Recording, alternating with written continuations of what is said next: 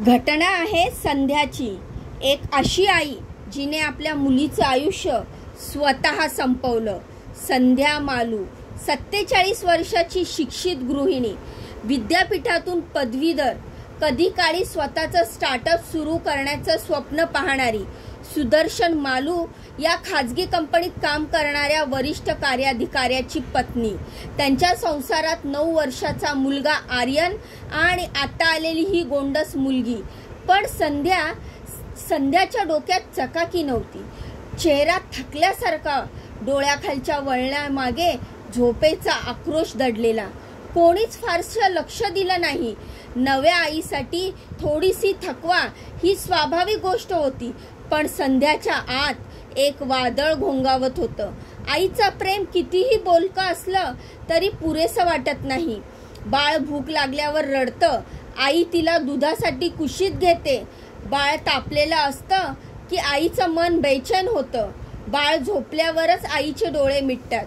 संध्यानेही हेच केलं. दिवस बदलले, रात्र बदलली, झोप हरवली. आर्यकडे लक्ष द्यायला वेळ मिळेना. ती स्वतःचा आहार विसरली. केस विस्कटलेले, आरशात पाहिलं तर आपल्यालाच ओळखू येणारी ती संध्या. सुदर्शन आपल्या कामात, घरची जबाबदारी आणि सासू सासरे यांचे अपेक्षांचे ओझं ठेवणारी संध्याचं मन निराश होत गेलं. कधी कधी तिला वाटायचं, मी काहीतरी चुकीचं करतेय का?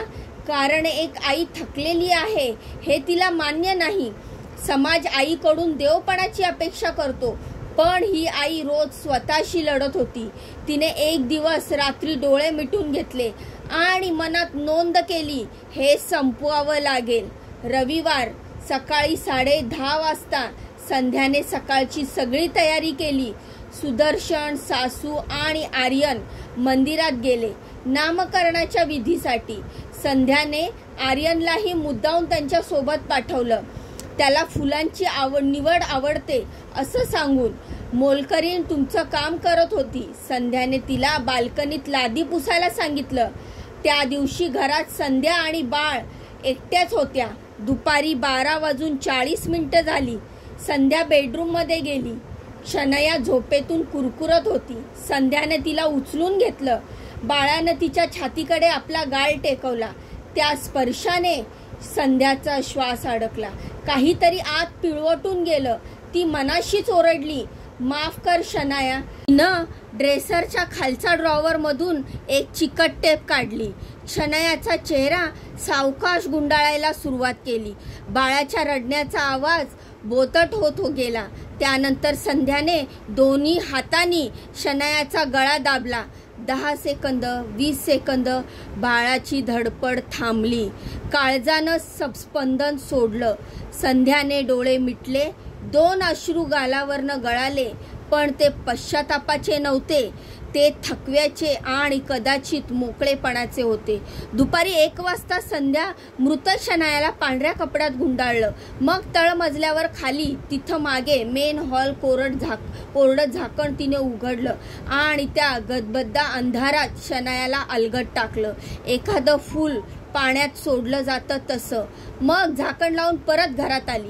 5 मिनिटांनी ती मोलकरणीकडे आली. घरात ओरडली, बाळ कुठे गेलं? कोणी घेऊन तर नाही गेलं? मोठा गोंधळ उडाला.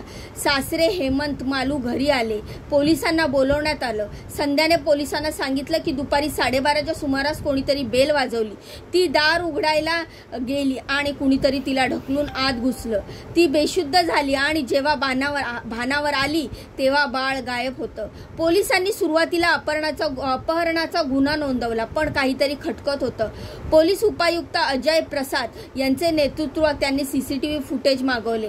संध्याच्या फ्लॅट भोवती 12 कॅमेरे. एकाही फुटेजमध्ये कोणताही परका व्यक्ती दुपारी 12 ते 1 वाजेपर्यंत घराजवळ दिसला नाही. संध्याची गोष्ट ढासळायला लागली. पोलिसांनी संध्याची चौकशी सुरू केली. एका अधिकाऱ्यानं नोंदवलं, ती डोळे टाळत होती. तिचं बोलणं विस्कळीत होतं. एखाद्या तुटलेल्या व्यक्तीसारखं. रात्री 9 वाजता संध्या तुटून पडली. तिनं कबूल केलं की मी मारलं, कारण मी थकले होते, झोप मिळत नव्हती, मला काही कळेना, असं झालं होतं. पोलिसांनी तिला अटक केली आणि मेन हॉलमधून बाळाचा मृतदेह बाहेर काढण्यात आला। संध्याला 4 दिवसांची पोलीस कोठडी सुनावल्यानंतर आता तिची मानसोपचार तपासणी करण्यात आली। सुदर्शन मालू एक बोलका प्रेमळ बाप, मूग गिळून गप्प बसलेला। त्याचं वाक्य, ती आमची लक्ष्मी होती, आता माझ्या मुलाचं हे एका बापाच्या असहाय्यतेचा दस्तावेज होता।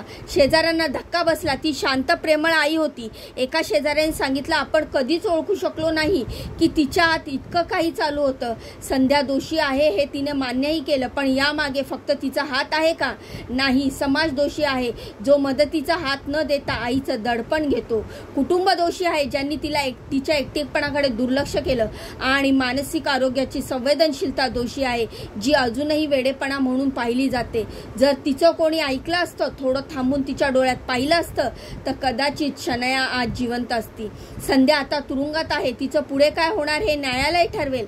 शनया त्या आठवणीतून काय शिकावं, आणि त्या चिमुकलीचं नाव आता फक्त फाईलमध्येच राहील। या घटनेतून एक मोठा प्रश्न आपल्याला स्वतःला विचारायला हवा की एका आईला आई असण्याची शिक्षा का भोगावी लागते? संध्या मालू सारख्या अनेक माता गरोदरपणानंतर गंभीर मानसिक तणावात का जातात? पण आपल्याकडे हे अजूनही चिडचिड करते, नाटक करते, थोडंसं करावं लागलं तर एवढं ओरडते, थोडं सहन होत नाही हिला। अशा उपेक्षेने बोलणं, पाहणं आणि मानसिक आरोग्याचं गांभीर्य ओळखल्या जाणाऱ्या बाळाच्या जन्मा इतकंच आईच्या मनाचं आरोग्यही महत्त्वाचं आहे। समाज एक आईकडून साक्षात देवतेसारखी सहनशीलता, प्रेम, त्याग आणि समर्पणाची अपेक्षा करतो, पण तिच्या शरीरात आणि मनालाही मर्यादा असतात। संध्यानं थकवा, झोपेचा अभाव आणि जबाबदाऱ्यांच्या ओझ्याखाली पूर्णपणे तुटून पडली होती। आईपणाची किंमत नुसती कौतुकाने भरून निघत नाही, तर तिला मदत करून समजून घेणं आणि तिला आधारही हवा असतो। ही घटना ऐकून याविषयी तुम्हाला काय वाटतं? तुमच्या प्रतिक्रिया मला कमेंटच्या माध्यमातून नक्की सांगा। जाण्याआधी व्हिडिओला लाईक करा, चॅनलला सबस्क्राईब करा। भेटूया पुढच्या व्हिडिओमध्ये अशीच महत्त्वपूर्ण आणि नवीन अपडेट घेऊन। तोपर्यंत स्वतःची काळजी घ्या। बाय आणि नमस्कार। आणि हो, जाण्याआधी बहिणीला नक्की सपोर्ट करा, व्हिडिओला लाईक करा, चॅनलला सबस्क्राईब करा। बाय।